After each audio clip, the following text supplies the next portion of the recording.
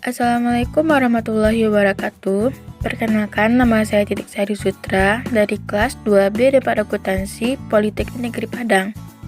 Pada kesempatan ini, saya akan menjelaskan materi akuntansi manajemen, yaitu tentang analisis biaya, volume, dan laba atau cost volume profit analysis.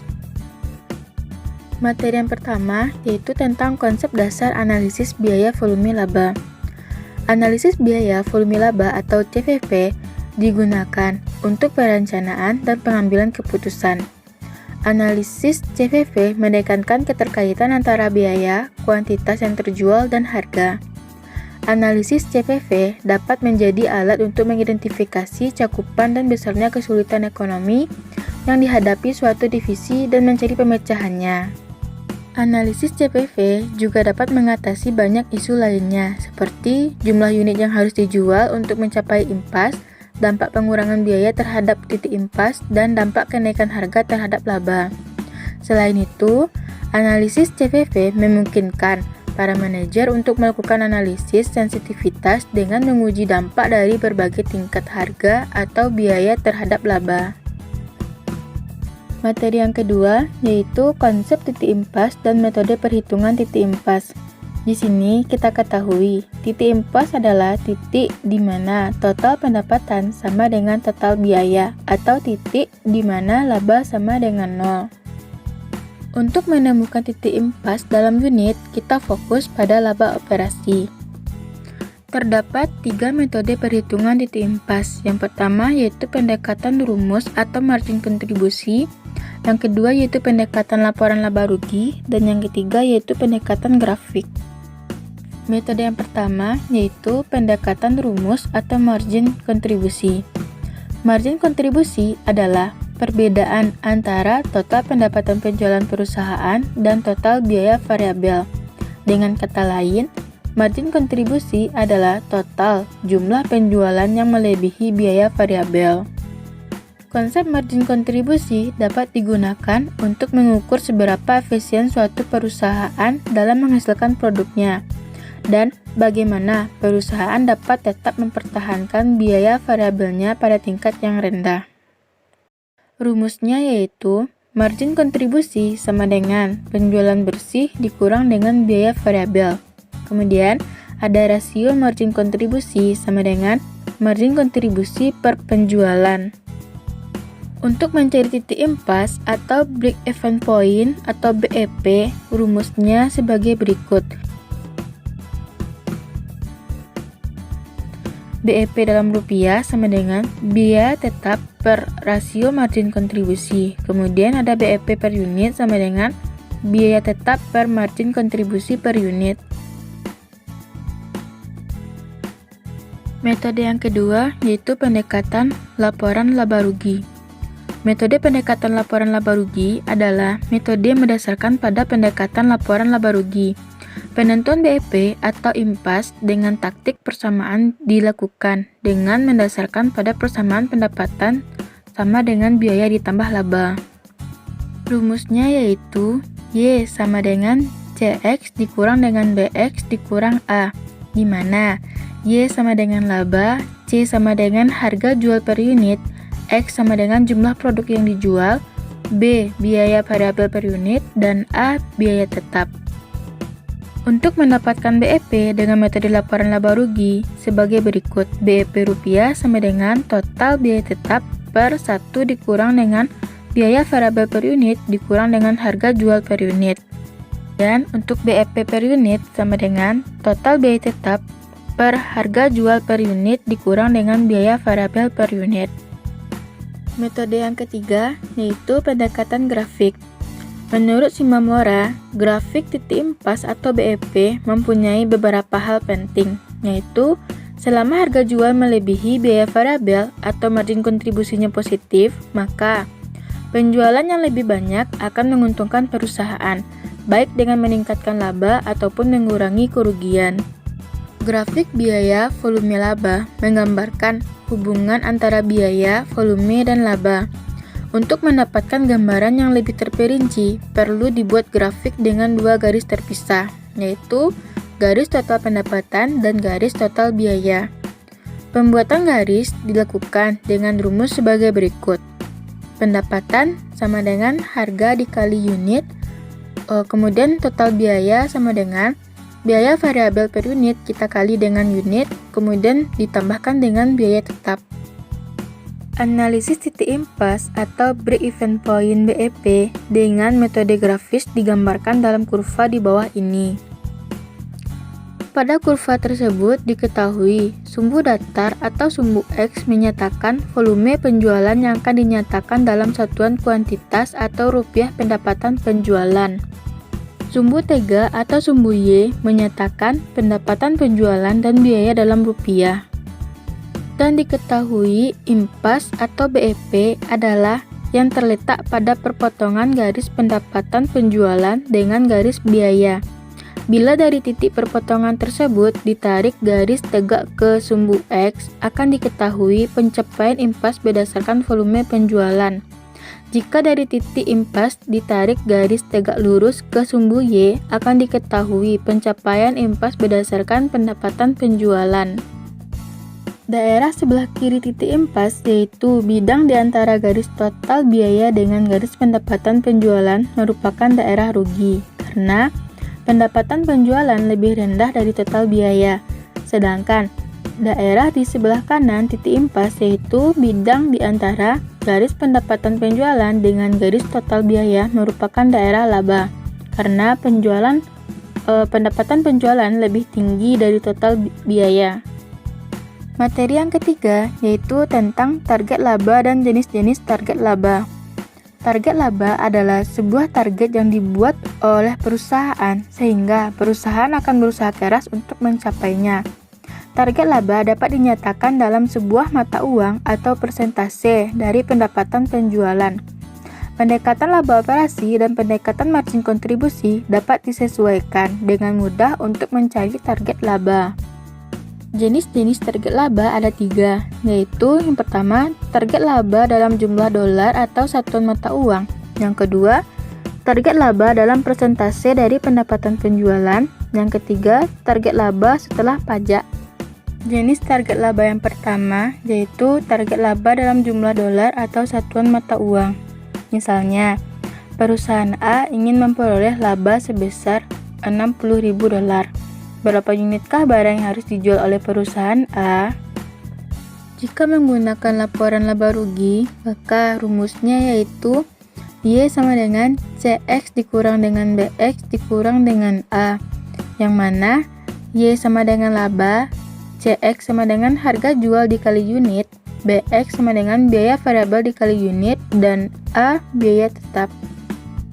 Perhitungannya yaitu 60.000 sama dengan 400 dikali unit, kemudian dikurang dengan 325 dikali unit dan dikurang 45.000. Kemudian 105.000 sama dengan 75 dikali unit dan diketahui unit sama dengan 1.400. Jika menggunakan persamaan BEP, kita hanya perlu menambahkan target laba sebesar 60.000 dolar pada biaya tetap dan langsung mendapatkan jumlah unit. Rumusnya yaitu BEP per unit sama dengan total biaya tetap dibagi dengan harga jual per unit dikurang biaya variabel per unit. Perhitungannya yaitu unit sama dengan 45.000 ditambah dengan 60.000 dolar kemudian dibagi dengan 400 dikurang dengan 325. Unit sama dengan 105.000 dibagi dengan 75, maka akan mendapat 1.400 unit. Berdasarkan perhitungan tadi, maka perusahaan A harus menjual 1.400 unit produk untuk mendapatkan laba sebesar 60.000 dolar. Laporan laba rugi membuktikan hasil berikut ini. Penjualan 1.400 unit dikali dengan 400 akan memperoleh hasil 560.000. Kemudian dikurang dengan biaya variabel 1.400 dikali dengan 325 sama dengan 455.000. Dan akan memperoleh margin kontribusi sebesar 105.000. Kemudian margin ini kita kurangi dengan biaya tetap yaitu 45.000. Dan akan memperoleh hasil laba operasi sebesar 60.000 dolar. Jenis target laba yang kedua yaitu target laba dalam persentase dari pendapatan penjualan. Nah, di sini misalnya perusahaan A ingin mengetahui jumlah produk yang harus dijual untuk menghasilkan laba sebesar 15% dari pendapatan penjualan. Pendapatan penjualan adalah harga yang dikalikan dengan kuantitas dengan menggunakan laporan laba rugi yang diperolehnya. Kemudian rumus yang digunakan yaitu Y sama dengan CX dikurang dengan BX dikurang dengan A. Yang mana Y sama dengan laba, CX sama dengan harga jual dikali unit, BX sama dengan biaya variabel dikali unit, dan A biaya tetap.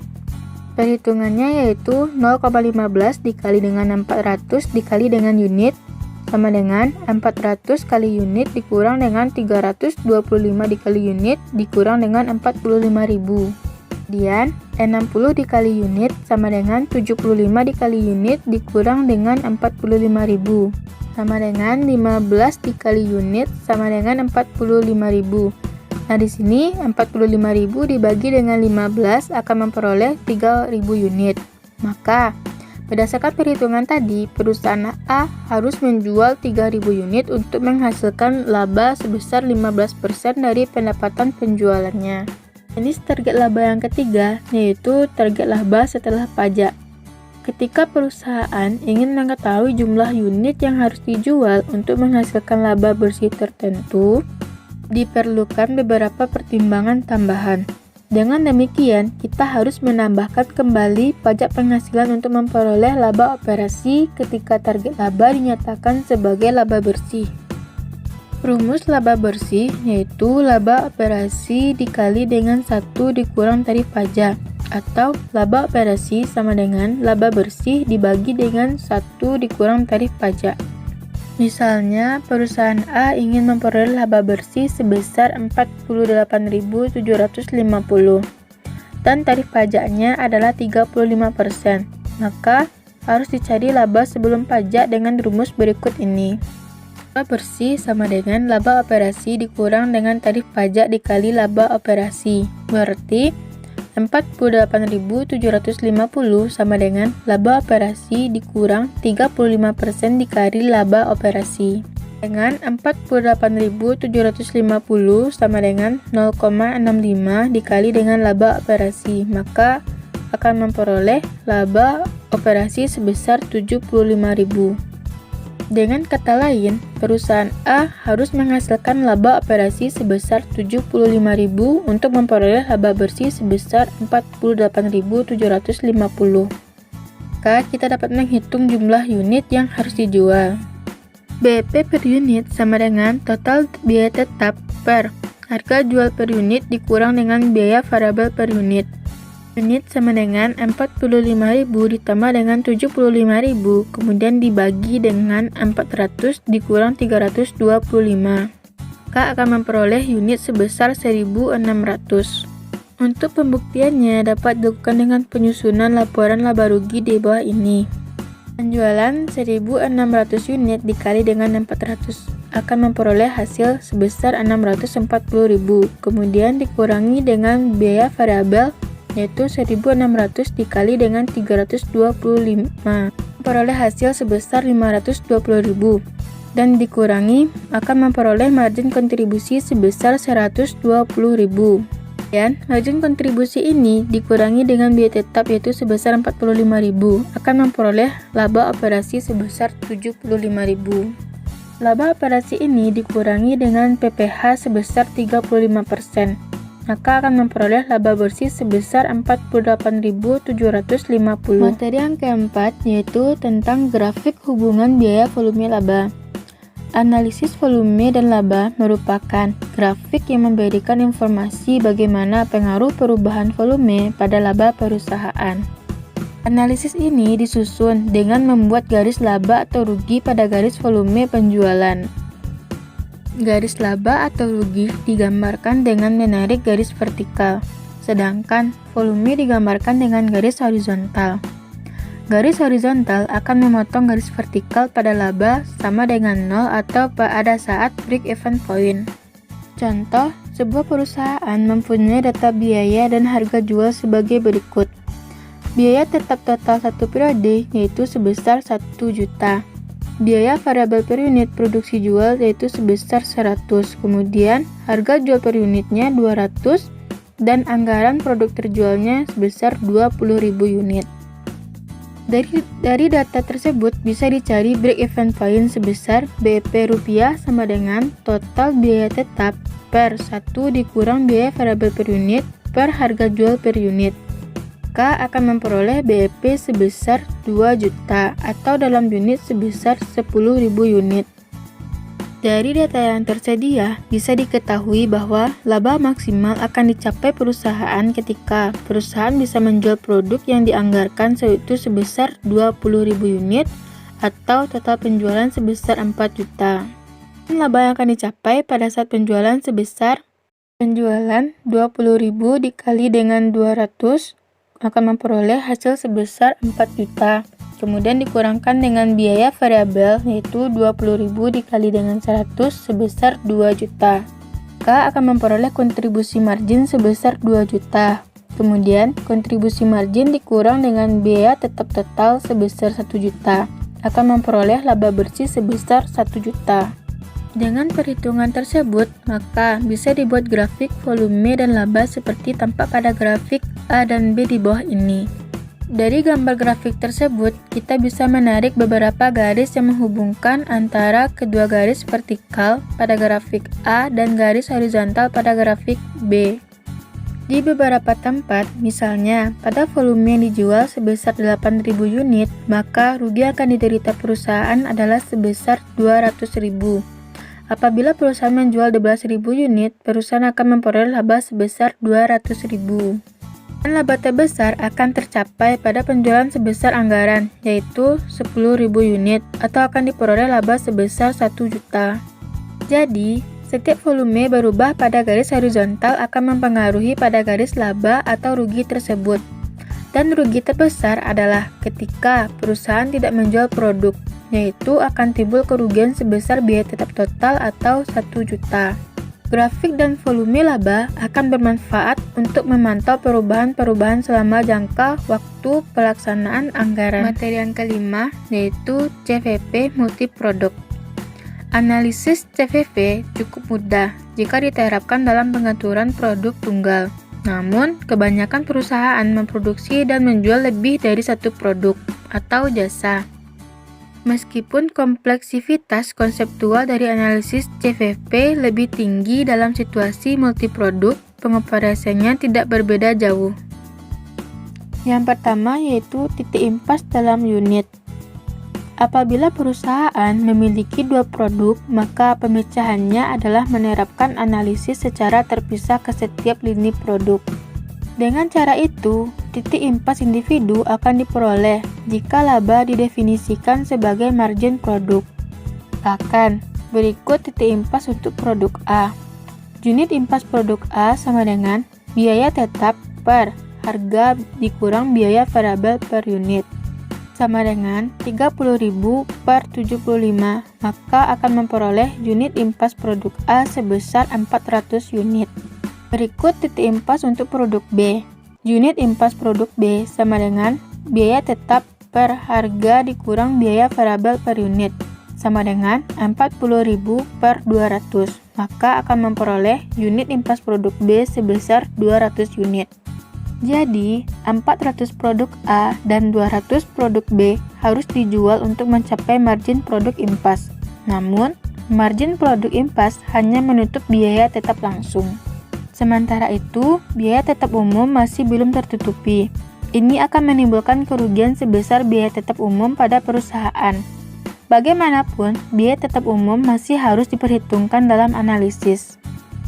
Cara mengatasi masalah ini adalah dengan mengkonversikan masalah multiproduk menjadi masalah produk tunggal. Kunci dari konversi ini adalah mengidentifikasi bauran penjualan atau sales mix yang diharapkan dalam unit dari produk-produk yang dipasarkan. Penentuan bauran penjualan atau sales mix. Misalkan perusahaan Z berencana menjual 1.200 produk A dan 800 produk B, maka bauran penjualannya adalah 1.200 banding 800. Kemudian disederhanakan menjadi 3:2. Dengan kata lain, untuk setiap 3 produk A yang terjual, ada 2 produk B yang terjual. Bauran penjualan dan analisis CPV. Karena perusahaan Z berharap menjual 3 produk A dan 2 produk B, perusahaan Z bisa mengidentifikasikan produk tunggal yang dijualnya sebagai suatu paket yang berisi 3 produk A dan 2 produk B. Dengan menetapkan produk tersebut sebagai satu paket, masalah multiproduk dikonversi menjadi masalah produk tunggal. Menggunakan pendekatan titik impas dalam unit, harga jual per paket dan biaya variabel per paket harus diketahui dengan cara perhatikan tabel di bawah ini. Berdasarkan margin kontribusi per paket di atas, persamaan dasar impas dapat digunakan untuk menentukan jumlah paket yang perlu dijual untuk mencapai impas. Dari proyeksi laporan laba rugi, perusahaan Z mengetahui total biaya tetap perusahaan adalah sebesar 96.250. Berikut titik impasnya. Paket impas sama dengan biaya tetap per margin kontribusi per paket, sama dengan 96.250 per 625, maka akan mencapai paket impasnya sebesar 154 paket.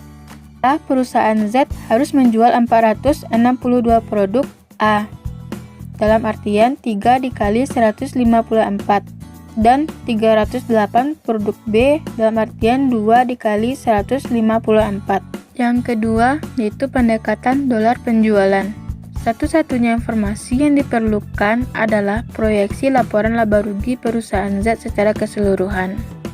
Ikut informasi laporan laba rugi perusahaan Z. Penjualan sebesar 1.120 dikurang biaya variabel sebesar 870.000 akan memperoleh margin kontribusi sebesar 250.000. Kemudian, margin kontribusi ini dikurangi dengan biaya tetap sebesar 96.250 akan memperoleh laba operasi sebesar 153.750. Dengan laporan laba rugi tersebut, pertanyaan umum mengenai CVV dapat diajukan. Misalnya, berapa pendapatan penjualan yang harus dihasilkan untuk mencapai impas? Untuk menjawab pertanyaan ini, kita bagi total biaya tetap, yaitu 96.250 dengan rasio kontribusi sebesar 0,2232 atau 250.000 dibagi dengan 1.120.000. Maka penjualan impasnya sama dengan biaya tetap per rasio margin kontribusi, yaitu 96.250 dibagi dengan 0,2232, dan akan memperoleh penjualan impas sebesar 431.228. Materi yang ke-6 yaitu analisis sensitivitas perubahan variabel pada CVP.